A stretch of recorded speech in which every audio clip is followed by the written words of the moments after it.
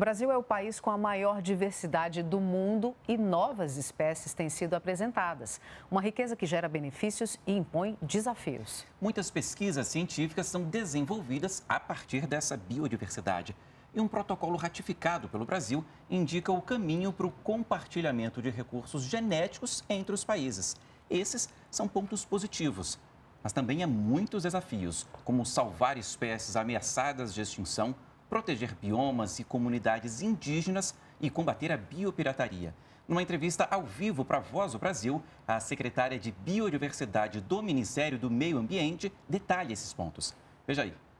Com essa imensa biodiversidade, né? Quantas espécies nós temos catalogadas no Brasil e novas têm sido descobertas? O Brasil reúne hoje cerca de 20% de toda a biodiversidade do mundo. São mais de 116 mil espécies de fauna e mais de 46 mil espécies de flora. Por que a gente fala mais de? Porque o número não é exato, porque justamente todos os dias ou sempre estão descobrindo espécies novas. É um trabalho bastante importante também, essa questão de pesquisa para descobrir novas espécies. E, secretário, o estudo genético dessas espécies pode trazer benefícios ao país? Pode trazer muitos benefícios, tanto benefícios ao país no sentido de descobrirem novos usos ou descobrir novos produtos que são feitos com base no nosso patrimônio genético, sejam medicamentos, cosméticos, alimentos e tudo isso.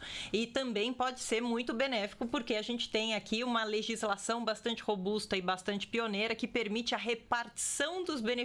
Então, a repartição dos lucros do uso da nossa biodiversidade, voltando aqui esse lucro em benefício das pessoas, do desenvolvimento sustentável, da conservação e da pesquisa. Pois é, o Brasil há um ano ratificou o protocolo de Nagoya, né, que trata certamente desse compartilhamento desses recursos com outros países. Quais são os benefícios disso? Como é que funciona isso?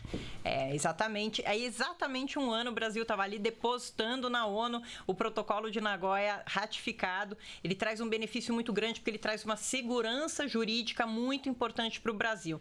O Brasil é signatário, assim como outros 130 países, e isso garante que os países que acessam o nosso patrimônio genético se comprometem a seguir a legislação brasileira no quesito de biodiversidade, repartição de benefícios, conhecimento tradicional associado. Então, isso traz uma segurança jurídica muito grande, assim como o Brasil também se compromete a usar a legislação do país se o Brasil estiver acessando ali um patrimônio genético de outro país. Então, é muito importante isso.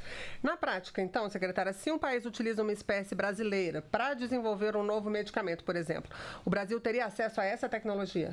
O Brasil não teria acesso a essa tecnologia, mas teria acesso, né? Assim, existe a divulgação dos resultados, existe toda uma questão de transferência de tecnologia, capacitação, repartição de benefícios, e isso é muito importante. Os benefícios oriundos de um medicamento, por exemplo, desenvolvido em outro país com o patrimônio genético, né? A partir da nossa biodiversidade, são repartidos com o Brasil.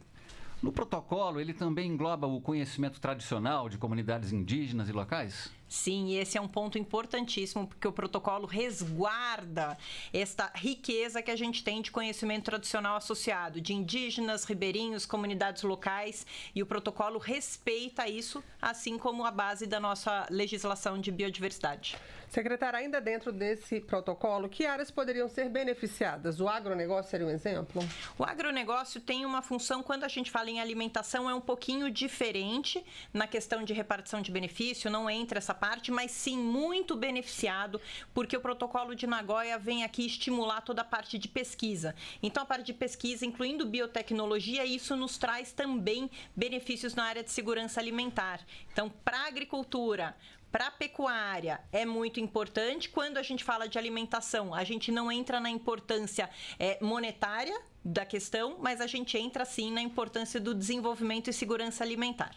O protocolo ele é importante para combater a biopirataria, quando os recursos naturais são usados aí de forma ilegal? Nazi, é importantíssimo. Inclusive, os países que mais sofrem com a biopirataria são justamente os países que têm uma biodiversidade mais exuberante, como a nossa, né? Como a nossa biodiversidade riquíssima. E como os países se comprometem a cumprir a legislação existente, a regulamentação existente nos países de origem, é um passo fundamental para que a gente consiga reduzir reduzir e nos proteger contra a biopirataria. Agora, secretária, como é que o governo trabalha para proteger os biomas e a nossa biodiversidade? O governo trabalha em várias frentes. Eu acho que esse é importante. Não existe uma única ferramenta para que a gente faça isso. Então, toda a parte de políticas e programas de conservação de espécies são importantes. Políticas e programas de combate a espécies exóticas são importantes. Políticas de pagamento por serviços ambientais são essenciais, porque quando a gente reconhece o serviço ambiental, quando a gente reconhece a pessoa que está ali cuidando do meio ambiente, é essencial. Toda a parte, junto ao Ministério da Justiça, de combate a crimes ambientais, é importantíssimo. Então, existe aqui todo um conjunto de atitudes que estão sendo tomadas para preservar e para manter com que a gente consiga aqui ter sempre a nossa biodiversidade muito rica e nos mantermos aqui como campeões. Secretária, o governo tem também um plano de ação para a conservação de espécies ameaçadas de extinção. Qual que é a estratégia desse plano? É para animais e plantas também? Exatamente. A gente tem os planos de ação, né? Que são os planos de ação nacional para conservação. Eles são voltados para espécies que estejam em risco de ameaça.